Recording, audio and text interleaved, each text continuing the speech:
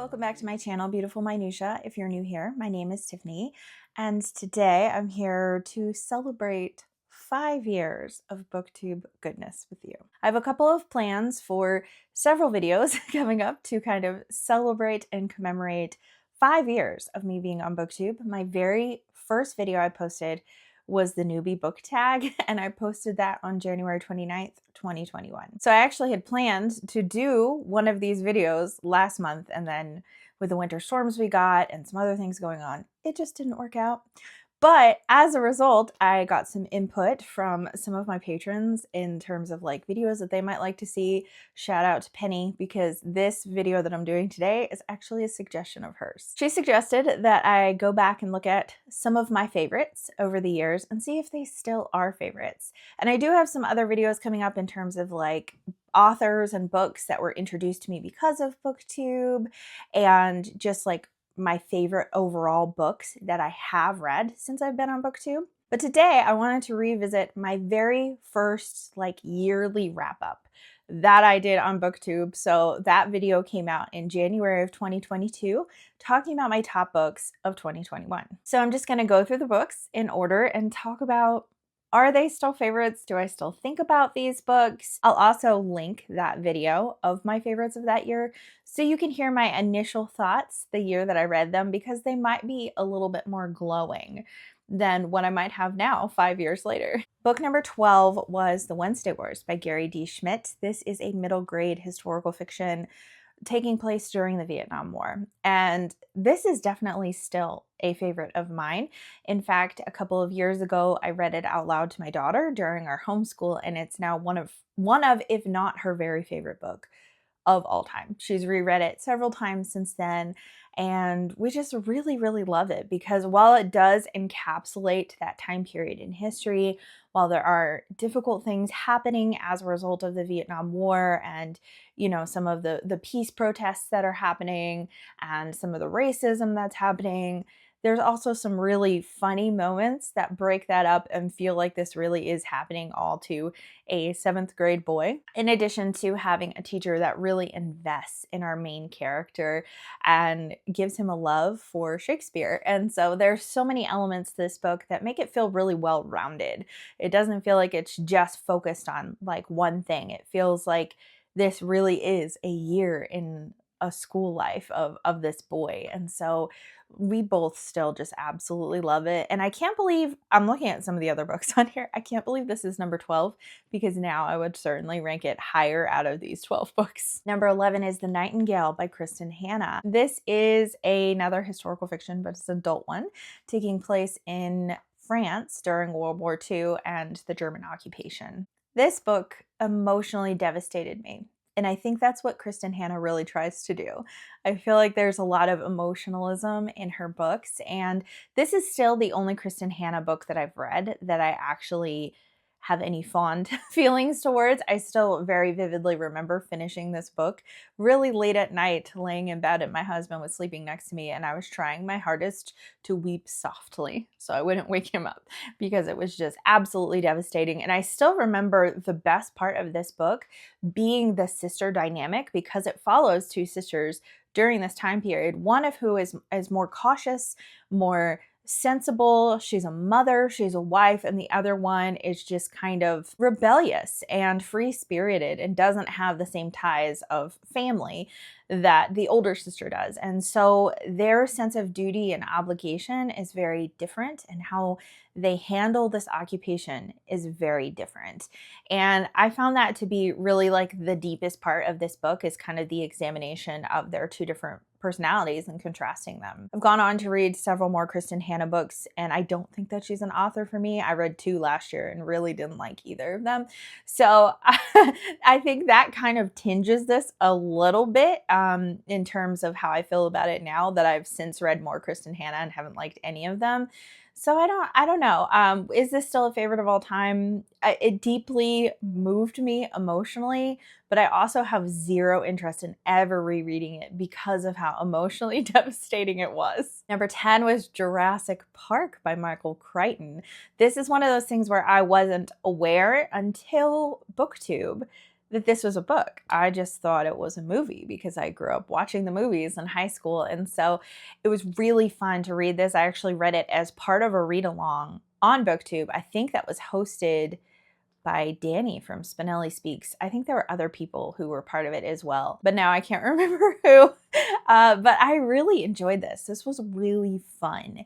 I've never really been a huge sci-fi person. I like the idea of sci-fi, but sometimes the scientific things are a little harder for me to picture and grasp, and that was not the case in Jurassic Park. So I think Jurassic Park was the first sci-fi that I just like really loved. Since then, I've read more sci-fi, and I feel like if there's really good idea exploration, then that's what keeps me coming back to sci-fi, is the ideas that are explored there more than like the scientific elements of it. But I had such a good time with this book. Number 9 is another middle grade that I'm like looking at this and I'm like, why is this higher than the Wednesday Wars?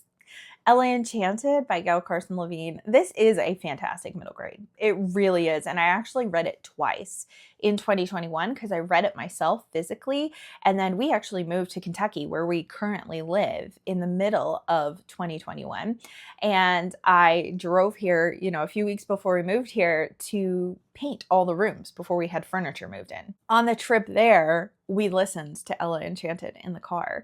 And so I have very pleasant memories of this as well. This is another one of those books that I did not know was a book. I saw the movie in high school, and the movie really does not capture the book very well at all. The movie is so different from the book.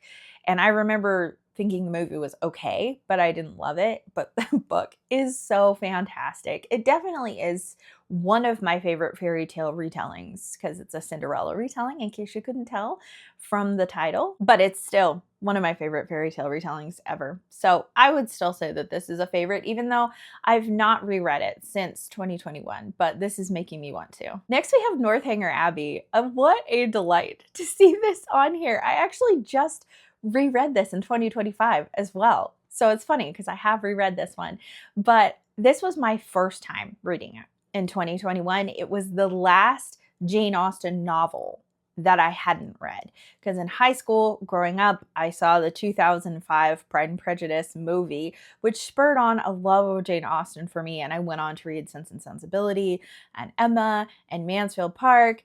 And I think also Persuasion. Maybe not. I might have read Persuasion a little later as an adult, but I never picked up Northanger Abbey. It just wasn't on my radar for whatever reason. Northanger Abbey is now my favorite Jane Austen. And so it's kind of fun that I got to experience that with you for the first time ever, reading it for Jane Austen July. The very first Jane Austen July that I participated in was my first year on BookTube, because I'd never heard of that event before I was actually on BookTube. So that was just so fun, and I just really enjoyed it. It's really funny. It has a lot of great moments in it, but I think I can really relate to the main character, Catherine Morland, because she just has a very overactive imagination, and a very anxious overactive imagination that is further being fueled by reading really intense novels that are scaring her. And so that is very relatable to me, as well as the fact that she kind of believes the best of people and gets really burned as a result. And that is definitely something that happens to young Tiffany as well. And it has my favorite Austen love interest. I love Henry Tilney. I think he's fantastic. Moving on up, this must have been when I allowed myself to include rereads in my top books of the year, because I don't think that I continued to do that in subsequent years. I think I made sure they were new to me books for that year, but I have Anne of Green Gables and Anne of Avonlea kind of smushed together in the seventh space here. And it's because that year I read both of those books out loud to my daughter, and it was her first time experiencing Anne, and she has since gone on and reread those two books multiple times, but then also gone on and read the entirety of the Anne series as well. And it's just, how can you beat Anne? Anne is just so fantastic. So Anne is definitely a favorite of all time, and I am actually currently in the process of rereading the entire series. At the time of me filming this, I'm about 80% or so through Rainbow Valley, which I have not reread as an adult. As an adult, I reread the first 3 books on my own, once or twice, and then read the first 3 books out loud to my daughter. So as an adult, I hadn't gone past that. I remember not really enjoying Anne of Windy Poplars very much as a kid when I read it. So that's what kind of stopped me from going on. So I'm glad that I have continued to go on as an adult, because there are lots of other fantastic books in the Anne series. But I do still think like the first 2 or 3 are still my favorites. As of now, I still have to, finish Rainbow Valley and read Rilla of Ingleside. Next, we have Just Mercy, which I think, no, it's not the only nonfiction. There's another nonfiction coming up. So Just Mercy is a book that really caused me to re-examine how I thought and viewed the prison system in the United States. It's a really fantastically written book by a lawyer who has seen a lot of injustice, particularly in the way that the death sentence has been meted out over the years, and some of the systemic racism that is a part of the justice system and has been allowed to infiltrate and corrupt, especially in some of the southern states where he practices, how people are sentenced and all of those kinds of things. And so it was extremely eye-opening and really sad, and has had a profound impact on how I continue to see that. Number 5 is one of 2 C.S. Lewis books on this list, and it's The Great Divorce, which is one of his fictional works. In this work, he actually goes to heaven and kind of like experiences what heaven is like in like this dreamlike state. And it's very interesting. It's really weird, actually. Some parts of it are really strange, but there's so much profoundness to it as well. So I think it's worth the trade-off there, that there are going to be things that you read and you're like, huh? But because we don't know what heaven is really like, it's fine. I really still think about this all the time, and I'm long overdue for a reread. In fact, I think that this is probably my favorite of C.S. Lewis's fictional works, certainly my favorite of his fictional adult works. I don't know if I can really say I love it more than the Narnia books or not. That's hard to say, but I do really love it. Number 4 is All Things Wise and Wonderful by James Herriot. I'm trying to remember, I'm pretty sure this is book 3 in his series. And I remember in 2020 reading All Creatures Great and Small, and then All Things Bright and Beautiful the summer of 2020, and it being just so like refreshing and uplifting, and exactly like the punch of happiness I needed in the dumpster fire that was 2020. So I really did enjoy book number 3 as well. I can't remember if it's 3 or 4 that I remember not loving quite as much, but it's still like they're all really good. I just love the stories of the veterinary practice. I think I didn't love this one quite as much, but I still did really like it, obviously, because it's number 4. So it's still really high up on this list, but I still don't love it as much as I loved the first 2. Number 3 is The Death of Ivan Ilyich, and this is a novella by Tolstoy. This is one of those works that I don't think I would have read if not for BookTube. I actually heard of it from Christy Lewis, and this was before we were friends that she was talking about it. I talk about this all the time, that I slowly like wormed my way into becoming friends with her. I found her channel and her love for Russian literature, which is evidenced by her channel name, Dostoevsky in Space. And I just was like, oh, someone else who loves Dostoevsky, because BookTube did not introduce me to Russian literature and did not introduce me to Dostoevsky. I just picked it up on a whim at the library and fell in love with Dostoevsky. And at the point of me joining BookTube, I had read quite a few works of Dostoevsky. I had read several Tolstoy books as well, but I'm not sure I would have heard of this novella, even though it is a well-beloved one. But when you think of Tolstoy, you often think of Anna Karenina and War and Peace, not The Death of Ivan Ilyich. And so this is still one that I think about all the time. It's so short, but it's like very profound. This was one of those books that once I finished it, I stared at the wall for a full 10 minutes trying to just like sort out my thoughts on it. It was so good. I loved it so much. Very much reflective on what makes a life considered well lived by yourself or by others or by society. And at the end of your life, which of those opinions are you actually going to prioritize? What is going to make you look back on your life and feel like your life was well lived? Number 2 is the other C.S. Lewis book, and it's a nonfiction, and that's Mere Christianity, which I would still consider one of my favorite books of all time, like for sure. It's one of those books that I feel like everyone should read. Every Christian needs to read Mere Christianity. It is so impactful on me, but I also think Mere Christianity is an extremely valuable book for people who are not believers, people who are maybe curious about Christianity, want to know more about Christianity. The first half of this book in particular really outlines the basic beliefs of Christianity and kind of boils it down to its bare bones, so to speak. And so I think that really makes it a valuable resource for people who might want to know more, but he expounds more upon it too, to where I think it's also extremely valuable for people who have been Christians for decades, because I grew up in church and professed faith in Christ at a very young age, and yet still, despite decades of diving into God's word and knowing him and loving him more and more, there was still so much wealth and richness that I gleaned from this book. Number 1 is Little Women. Oh my gosh. Oh my gosh, I love Little Women so much. I grew up watching the 90s movie, but had never read the book. I've read like a children's abridged version when I was a kid and never read the full book. And what a mistake that was. I still love this one, and I've gone on to read quite a few more Louisa May Alcott books, and none of them match this. Some of them are good, some of them are not very good, but the only one of her books that I've actually wholeheartedly loved and have given 5 stars to is Little Women. I think every other, even the other books that come after Little Women, like Little Men and Joe's Boys, like both of those were still like 3-star books. None of them have even come close to Little Women. And there's just so much beauty and realness on the pages of this book. And even though most of her books are intended for children, at least most of her famous books, this one has enough to it that I think is still like really valuable and wonderful for adults. And I feel like a lot of her books that are intended for children don't hold up for adults as well if they're reading them the first time as an adult. If they read them as a child, I think that there's an element of nostalgia there.